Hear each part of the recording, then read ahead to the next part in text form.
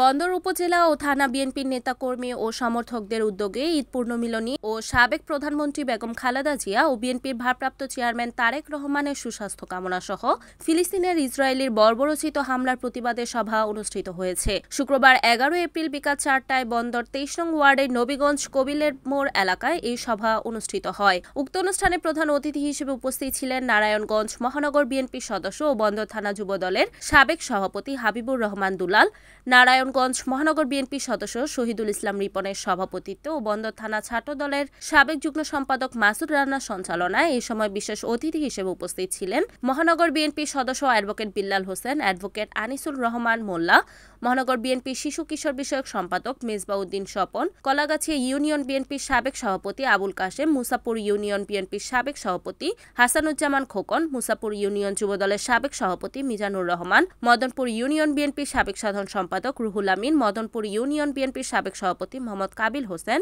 শহীদ Hossain member, উপজেলা যুবদলের সাবেক সাংগঠনিক সম্পাদক মোহাম্মদ ইব্রাহিম, বন্দর উপজেলা বিএনপি নেতা রাইসুল ইসলাম বাদল প্রমুখ।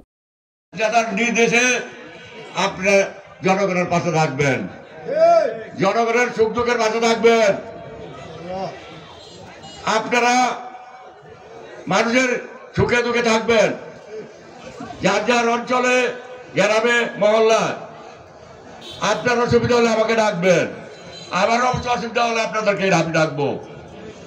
তো আমরা দলের ভাবমূর্তি রক্ষার জন্য, তারেক রহমানের হাতকে শক্তিশালী করার জন্য আমি আপনাদের কাছে অনুরোধ করছি। কারণ আমরা শান্তিপ্রিয় মানুষ, আপনারা যারা আছেন শান্তিপ্রিয় মানুষ। আমরা চাঁদাবাজিতে লিপ্ত নই, আমরা দখলবাজিতে লিপ্ত নই, আমরা দাঙ্গা হাঙ্গামা লিপ্ত নই। বর্তমান যারা নেতৃত্ব দিতেছে তারা এবং কিছু গ্রুপ আছে, এই 90 স্বৈরাচারের যে দোসররা, যে হাইব্রিড নেতারা, তাদের পিছনে থেকে এই এলাকায় চাঁদাবাজি দখলবাজিতে লিপ্ত, এই চাঁদাবাজি দখলবাজিতে